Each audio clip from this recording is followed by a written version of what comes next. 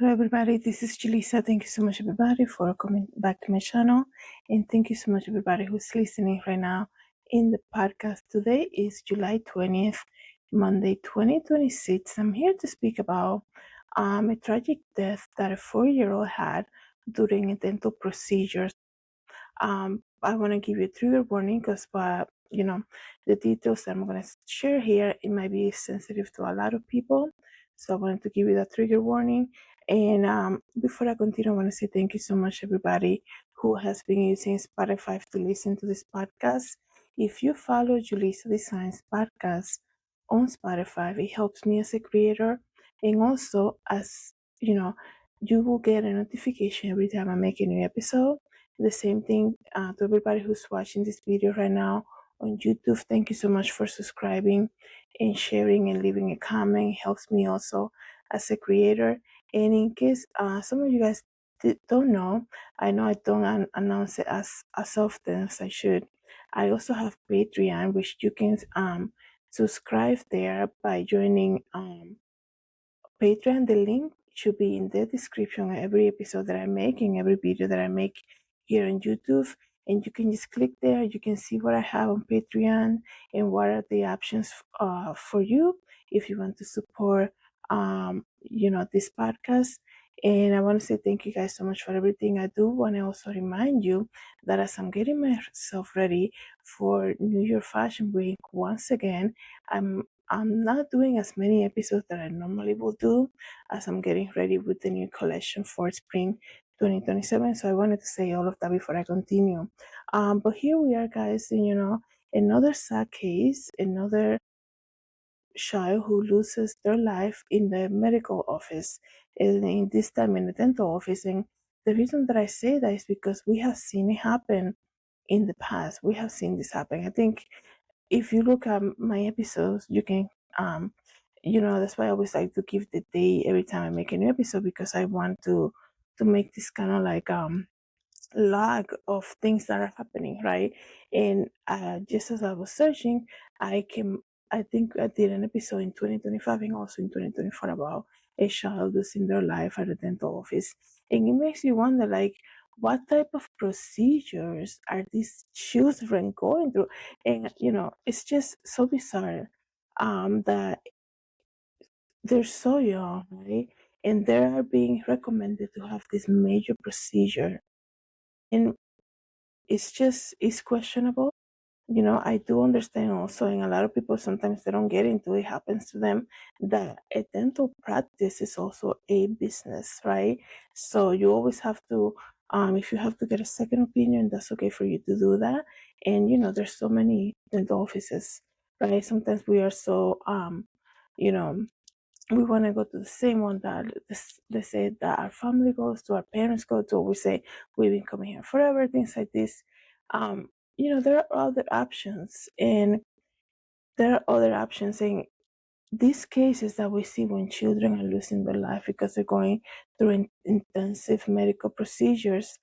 Um, it's just sad, but I feel like you know, it's always, especially when they're that young, it's always good to get a second opinion. I'm in this case, maybe this is just, I think what happened here, I'm gonna give you the details, is anesthesia and maybe using the wrong anesthesia or maybe too much of one.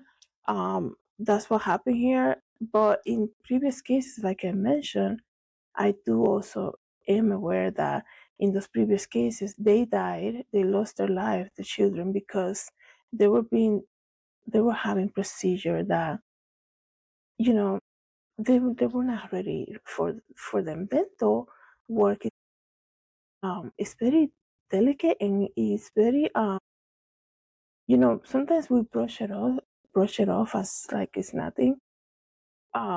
It's very your teeth. I'm not a dentist, but from what I learned, just kind of like going through appointments and things like that, it's connected to so much in your body, and sometimes we brush it off as like it's nothing. But we can just agree to everything that is recommended. Like I said, it's always good to get a second opinion.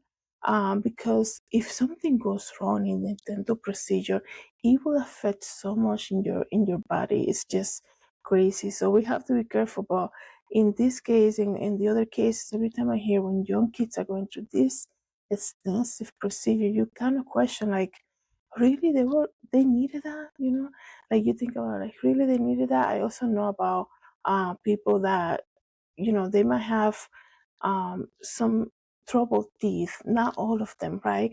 And a lot of the times they recommend that they get all of them removed so they can get dental implants. And I'm like, I don't understand that. And if that's the route that you took and you're happy, that's great.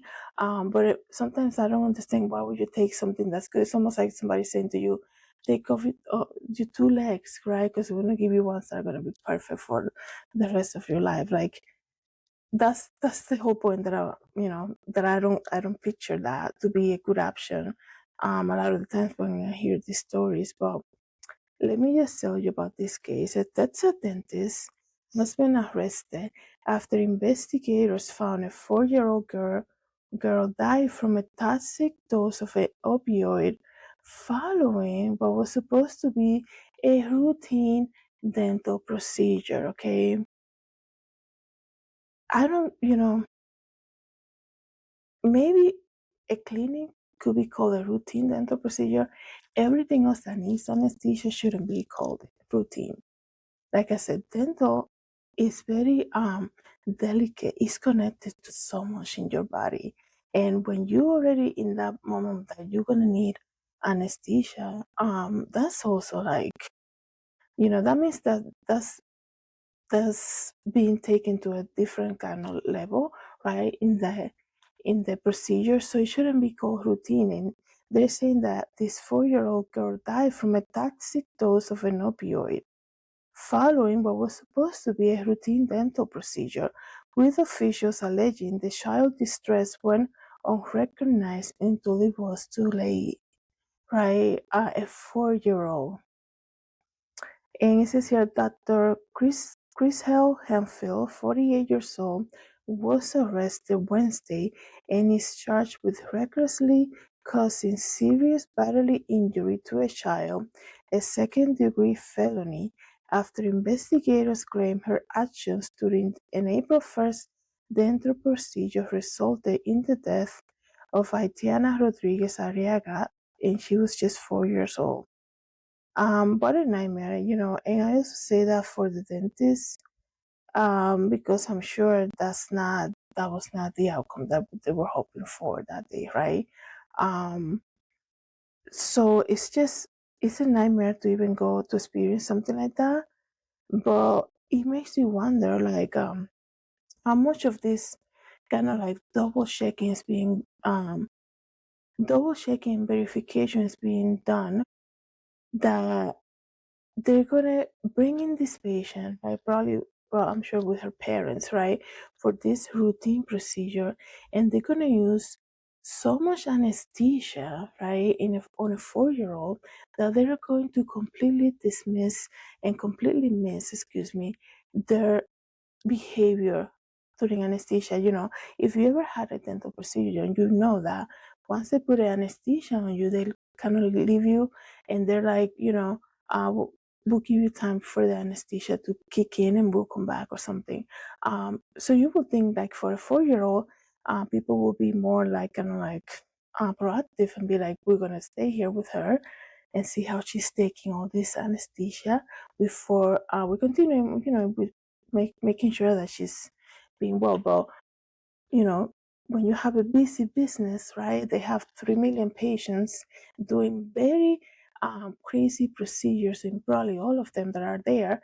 They'll put the anesthesia, they leave the patient in the room, and they go and do another, or what is it called, root canal, and start another root canal on somebody else, which is very delicate. Root canal is very delicate, and it's just that they want to do so much in one day of work, and things like this they're gonna miss, right? They're going to miss patients' behavior. Are they taking the anesthesia or not? Because, like I said, normally what they do, they'll leave you in the room for like 15 minutes for the anesthesia to kick in, right? And if you do that, you're gonna miss the the patient behavior, because as we know, not every medication is going to work the same on everybody, especially somebody that age, right? So it's this a lot of things, and we see this in a lot of medical offices. They're always, you know the doctors are speaking to you 100 miles per hour. They want to rush you out. They don't even listen to you fully, because it's a business. They want to see as many patients as they can.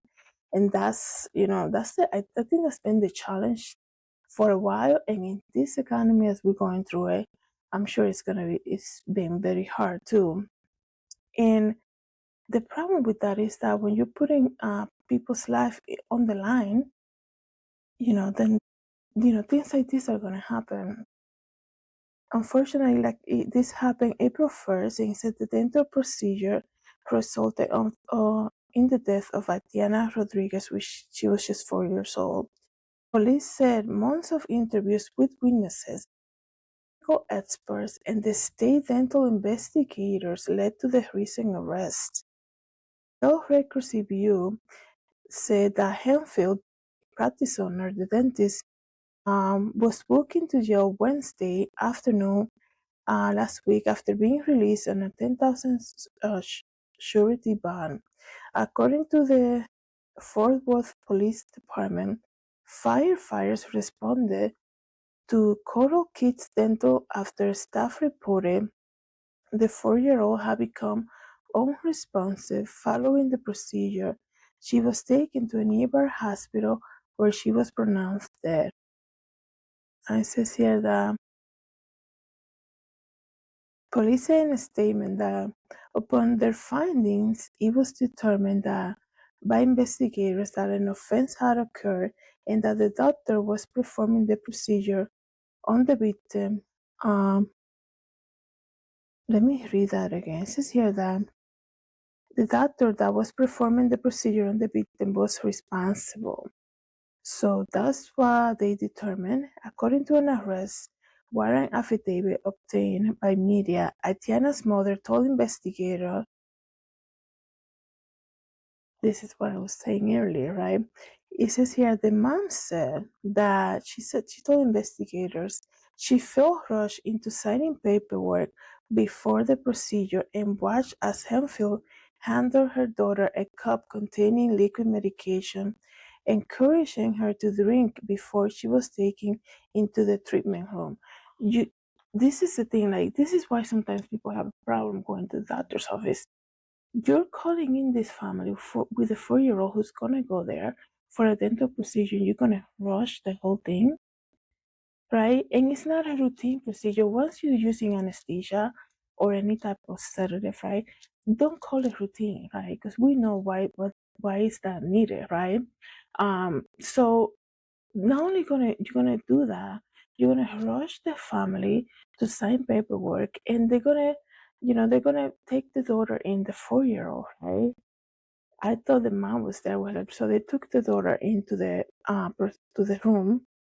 It says here that she was given a cup containing liquid medication, encouraging her to drink it before she was taken into the treatment room. The mom said that she was not allowed to remain with her daughter during the procedure. Are you serious? This routine procedure, no parent is allowed to come in with their kid. This routine, we do this every day. Procedure is so easy. Right. Why was her mom not allowed to come in with her daughter? It's not like they were going to take x-rays, right? Because we know sometimes they need people out of the room and want to do x-rays and all of that. But um, they were like, no, no, no, she cannot come in. Um, it's only the child that is allowed in the room. And a 4-year-old, remember, this is a 4-year-old that we're talking about. So let me continue to do it here. So, I believe it was an hour later, she was brought back into the room and found her daughter unresponsive while Henfield attempted to wake her with a popsicle, according to investigators. And then the emergency crews were called. The tragic case has since prompted police to encourage parents to advocate for their children during procedures. The last thing will the last thing you will expect as a parent, right? The one thing I would suggest, if you feel like you want to be there when your child is having a procedure, you need to insist to be there. But that's the thing, we are so accustomed to just do what the doctor said, right? Sometimes, we don't want to push forward because, sometimes even like going to a medical office, not every office is like this, obviously. People are not the nicest when you're walking, right? And it's almost like walking into DMV, like you're there paying to get service, but you still feel like you need to, like, don't ask too many questions. They don't want to repeat things for you, and they just want you to sign and just go to the room and like get comfortable because you're gonna get anesthesia. Like, ask a million questions. This is about you, and if you go in there with your child, you ask 3 million. If people want to get offended, like I said, there are a lot of offices, right? There's so many offices that you can go to, and if you feel rushed, that's a big sign. If you feel rushed in a place where you're paying to be seen, you're being there, you're trusting them to do a good job with the procedure, and they're gonna rush you, like, so what? Like, just walk away. Like, I don't know. Like, sometimes people want to be. The point that I'm saying is that they want to see so many patients, so they can get very short with you and just sign the paperwork and be asking so many questions. And like, at the end of the day, you're the one paying them to, and like, this is the treatment that you're gonna receive. And if you feel like you want to answer that question, that's also you're you're feeling in your gut like something feels off about this whole thing. And if people are rushing you to do something, it's never good. Like, like, if it's being rushed, there's no need for that, right? So the police is saying, for all the parents, always insist to be there. I mean, what happened, right? It's a 4-year-old. Like, can I just be with my child? I'm not she's gonna need me. I want to see what you guys do and all of that. But they told her that she was not allowed to walk into the treatment room. And then the next image of this mom was to see her daughter unresponsive. So imagine the nightmare there. So let me see what else they say here. The medical examiner later ruled that her death, Diana's death, an accident caused by, I'm trying to my best to pronounce this. It says meperidine toxicity. That's what the medical examiner said. The arrest affidavit alleges that the 4-year-old has 793 milligrams of meperidine in her system. And I do apologize if I'm mispronouncing that, which I'm sure I am. A label investigator said medical experts believe would have been toxic even for an adult in this routine procedure they were doing for her. Detective dug deeper into the case. They consulted with the Texas State Board of Dental Examiners, reviewed the board investigation, and sought opinions from outside medical specialists. According to the affidavit, Atiana received chlorohydrate and hydroxyzine and meperidine, in addition to nitrous oxide gas, right? Which each medication individually fell within recommended limits. She got 3 different ones. Wow. Failed to the dentist failed to account for the powerful combined effect of the drugs, right? Normally you see them using just one of the 3 that I mentioned. This child was giving all 3 of them. Wow.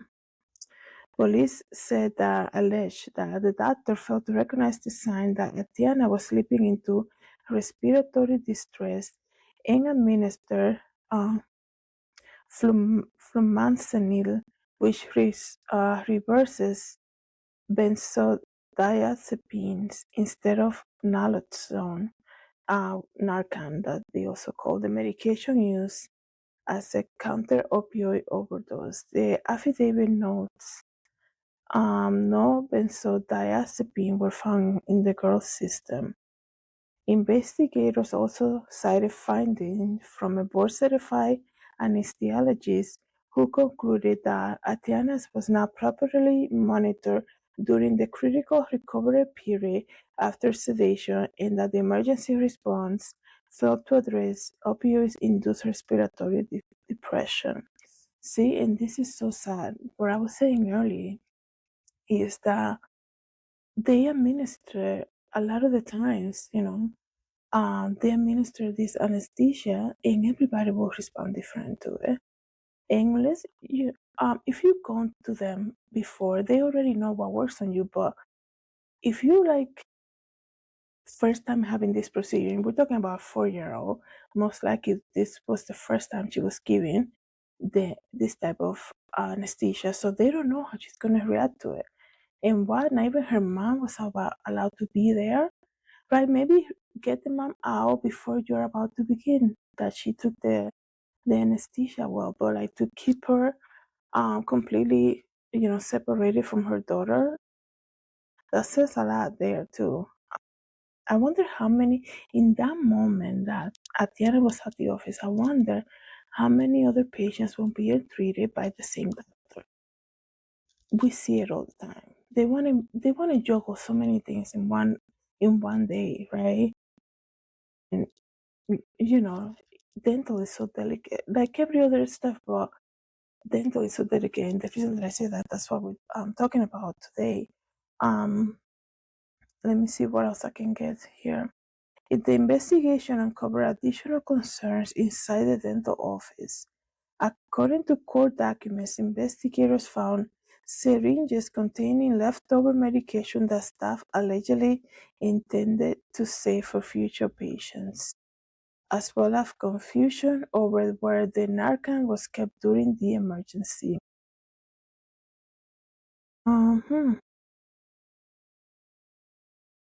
For Atiana's family, the arrest comes from more than 3 months after they lost what they describe a beautiful 4-year-old girl, filled with life and kindness, whose presence always lit up the room. Let me see also, I'm trying to get the exact procedure she was there for. It's interesting, they didn't say it here. Just a reminder, this happened April 1st of this year. So this dentist was probably allowed back to go and practice after what happened to the child. After they, now that they finished the investigation, then, she was arrested. I'm just searching right now what type of procedure she was there for.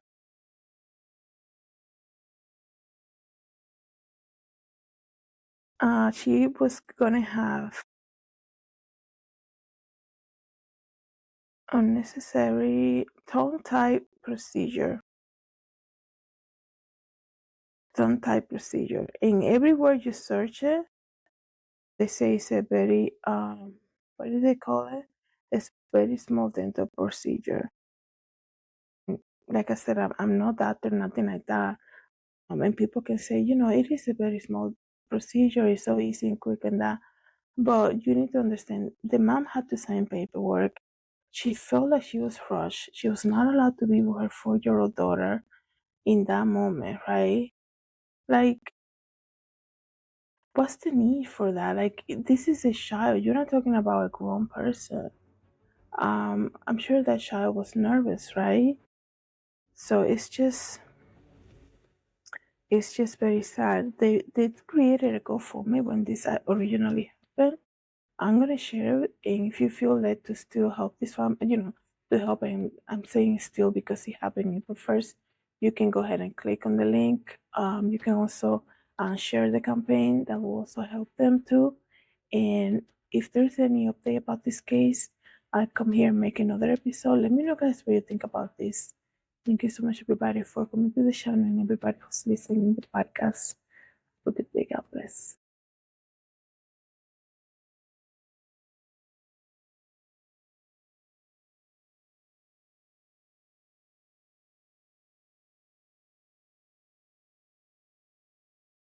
Hey everybody, this is Julissa. Thank you so much for coming to my YouTube channel. Don't forget to share, like, and subscribe. And I hope to see you in the next video. Have a good day, everybody. God bless.